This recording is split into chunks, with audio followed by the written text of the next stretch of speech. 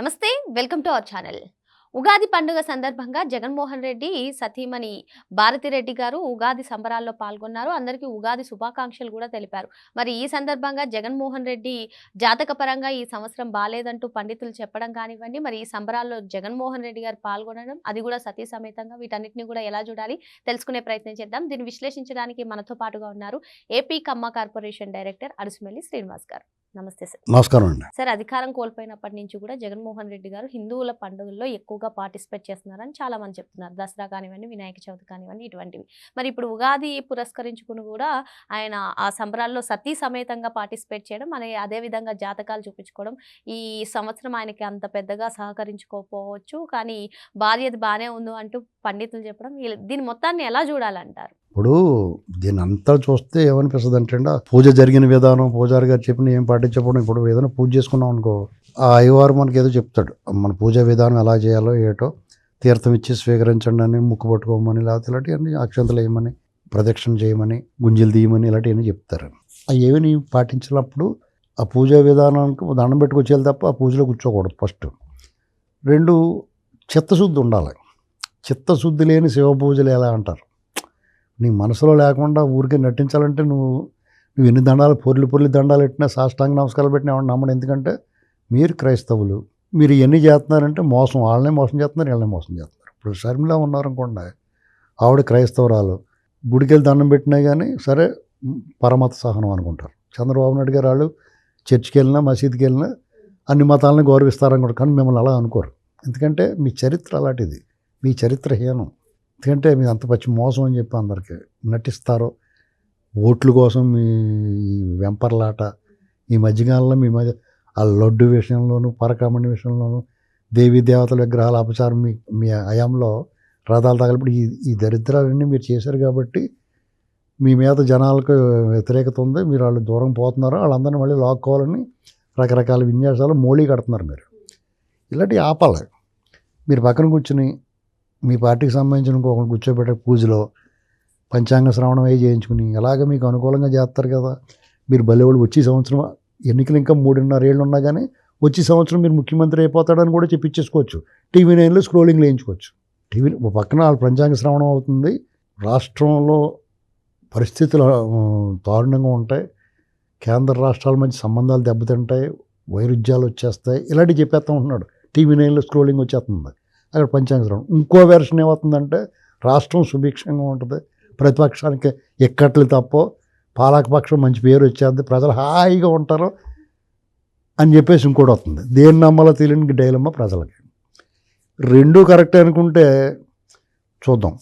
ప్రజలు హాయిగా ఉన్నారు లేదా? డెఫినెట్గా హాయిగా ఉన్నారు. వాళ్ళకి నువ్వు లేని లోటు వాళ్ళకి తెలవట్లేదు. ఎందుకంటే నువ్వు బటన్ నొక్కి మర్చిపోయి కూడా డబ్బులు పడి కాదు, వీళ్ళేమో అందంగా ఇంటి పట్టుకెళ్ళి ఇస్తున్నారు, ఆ గొడవ లేదు. పథకాలు నీకన్నా బాగా ఇస్తున్నారు, రోడ్లు వేస్తున్నారు, వాళ్ళు చెప్పనే కూడా చేస్తున్నారు. లాండ్ ఆర్డర్ హ్యాపీగా ఉంది, వాళ్ళకి ఏం గొడవ లేదు. మీరు వచ్చి పెంట చేస్తే తప్ప వాళ్ళు బాగా బ్రహ్మాండంగా ఉన్నారు ప్రజలంతా. ఏవైనా మీ పాత్ర ఉంటేనే చండాలం అయిపోతుంది అక్కడ. కాబట్టి ఒక వెర్షన్ పంచాంగ శ్రవణం కరెక్ట్ అనిపిస్తుంది. రెండు, మీ వైపునికి అనుకూలంగా ఉండే టీవీ 9లో గట్రా స్క్రోలింగ్ వచ్చే పంచాంగ శ్రవణం ఉందనుకోండి, రాష్ట్రంలో పరిస్థితి కూడా ఏం బాగోలో చెప్పాలండి. కేంద్ర రాష్ట్రాల మధ్య సంబంధాలు దెబ్బతింటాయంటే ఎందుకు దెబ్బతింటాయి? రైల్వే జోన్ కూడా ఇచ్చేసారు వాళ్ళు. అక్కడ ఇన్ని కోట్లు కూడా ఇచ్చేసారు, తీసేసుకుంటారు బాబు అని. మీకు అలాంటిది ఏమంటుంది. ఎందుకంటే ఎవరి కోసం ఇస్తారు? మన హక్కు అది. దాన్ని అడిగే విధానంలో అడగాలి. నువ్వు ఎంతసేపు కేసులు రాకుండా చూడండి, నన్ను జైల్లో పెట్టకుండా చూడండి అడిగావు. వీళ్ళు అలా కాకుండా మాకు అమరావతి డబ్బులు కావాలి, పోలవరం బే కావాలి, లేకపోతే అది కావాలి, ఇది కావాలి, వీళ్ళు అడుగుతున్నారు. నువ్వు ఎప్పుడు అడగలేదు. నువ్వు అడగబోనే కొన్నాళ్ళు ఉంచారు నిన్ను. నువ్వు అడుగుతావు, మొదలెడతావు ఈ కానీ అన్నప్పుడు లేపేశారు. వీళ్ళు అడిగిన అడగపోని ఇస్తారు. ఎందుకంటే వీళ్ళ అవసరం వాళ్ళకి ఉంది కాబట్టి. అంతే సింపుల్. ఏదైనా రాజకీయం అని ఏదైనా అవసరాల మీద ఆధారపడి ఉంటుంది. నీ పని అయిపోయింది కాబట్టి నేను చూస్తారు. ప్రజల ఆదరణ ఉండాలి. ఇవన్నీ ఎవరికైనా అవసరం రావాలంటే ప్రజల ఆదరణ ఉండాలి. ప్రజల ఆదరణ ఉన్నవాడిని ఎవడైనా గుర్తిస్తాడో ఆడ అవసరం చూసుకుంటారు.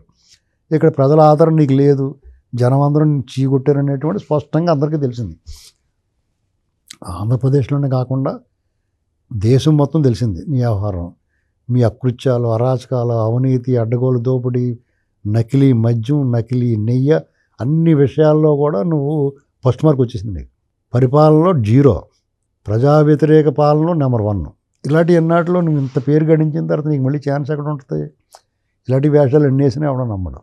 సార్ ఇక్కడ ఇంకో అంశం సార్, శాసన మండలిలో మంత్రి అచ్చెన్నాయుడు గారు మీరు హిందువా క్రిస్టియనా అని జగన్ని సూటిగా అడిగితే ఎక్కడ కూడా సమాధానం చెప్పలేదు. కానీ ఇలాంటి పండుగలు జరుపుకుని అసలు ఏం మెసేజ్ ఇద్దాం అనుకుంటున్నారని సోషల్ మీడియాలో కొందరు అడుగుతున్నారు. ఇదే అంశాన్ని ఎలా చూడాలంటే? ఇప్పుడు తన ఐడెంటిటీని దాచుకోకూడదండి ఎవరన్నా. అతనేం గూఢచారేం కాదు కదా. దేశంలో ఇక్కడే పుట్టాడు, ఈ దేశంలో ఇక్కడే పెరిగాడు, ఇక్కడే చదువుకున్నాడు. ఆయన నువ్వు ఆచరించే మతాన్ని నువ్వు దాచుకోవాల్సిన అవసరం లేదు. ఎవడికి అభ్యంతరం, నువ్వు క్రైస్తవుడైనా ముసల్మాన్ అయినా ఎవడికి అభ్యంతరం లేదు. ఈ దేశంలో అనేక మంది ముసల్మాన్ రాష్ట్రపతులు అయ్యారు. ఎవరొద్దంటారు? అసలు ఎవరికి అభ్యంతరం ఉంటుంది? నువ్వు ఆచరించే మతాన్ని నువ్వు ఆచరించి ఇతర మతాలను గౌరవించి, సింపుల్. కానీ నువ్వు అలా కాదు కదా. వాళ్ళందరినీ ఓటు బ్యాంక్ కింద నీకు సాలిడ్గా మార్చుకోవడం కోసం ఎదటోళ్ళ మీద నువ్వు చేసి అకృత్యాలన్నీ జనాలు కనిపెట్టారు. డెఫినెట్గా మెజారిటీ వర్గం ఏకమైపోద్ది. మడత పెట్టేస్తారు మళ్ళీ రాకుండా నిన్ను. దానివల్ల వాళ్ళకి కూడా నష్టం, నువ్వు ఆచరించే మతానికి కూడా నష్టం. ఎప్పుడు లేని ఈ మధ్యకాలంలో ఆ సర్టిఫికెట్లు లేకపోతే ఇది అన్నీ అవుతున్నాయి. ఎప్పుడన్నా అన్నారా? ఎవడన్నా? ఎవరి వల్ల? నీ వల్ల, నువ్వు చేసిన అతి వల్ల. అది వాళ్ళు తెలుసుకున్న రోజును అందరూ బాగుంటారు. ఎవరైతే నిన్ను ఓన్ చేసుకున్నారో వాళ్ళు తెలుసుకోవాలి ఫస్ట్. ఈ స్మెల్ అంతా ఇప్పుడు మన గదిలో స్మెల్ వస్తుందని చూస్తాం. పెంట మన కాలుకున్నదో చూసుకోకుండా ఆడిదొక్కే ఈడి దొక్కాడని చూసుకుంటాం. మనం ఎప్పుడైతే మన కాలుకున్నా చెప్పుకుందో చెప్పులు దూరంగా పడేలా. వాళ్ళు కూడా ఇతను దూరంగా పడేస్తే వాళ్ళు బాగుంటారు. ఇంతే, వెరీ సింపుల్ ఇది. వాళ్ళు ఎప్పుడైతే ఇతను ఓన్ చేసుకున్నారో వాళ్ళకి నష్టం. మిగతా వాళ్ళు వీళ్ళు బ్యాచ్ అనమాట, వీళ్ళు జాతకం ఉండాలనుకుంటారు, వాళ్ళు బొక్కలు ఎత్తుతారు. లేదంటే వాళ్ళు ఎలా పడితే ఎవడో పట్టించుకున్నాడు ఎప్పుడన్నా. కాబట్టి ఇదిలో వాళ్ళలో ఒకరోజు ఒకసారి కాలుతుంది, ముట్టుకోవడానికి ఆలోచిస్తాడు. రెండోసారి కాలిందంటే దూరంగా పోతాడు. కాబట్టి జగన్మోహన్ రెడ్డి దెబ్బ తగిలింది అనుకోండి, వీడి వల్ల మనకు నష్టం రా బాబు, వాళ్ళు దూరం అయిపోతారు. అల్టిమేట్గా జగన్కి వాళ్ళు కూడా ఉండరు. ఇప్పుడు 3 వంతులు జనం దూరం అయిపోయారు, ఆ వంతు జనం కూడా పోతారు దూరంగా. ఈ పూజలు పునస్కారాలు, తలకిందులుగా తపస్సులు, పిల్లి మొగ్గలు, దొర్లు పొర్లు దండాలు, నీటలో మునకలో తపెళ స్వామి ఎవరు వచ్చినా నిన్ను ఎవడో కాపాడలేడు. మరో అంశంతో మళ్ళీ కలుద్దాం. Thank you sir.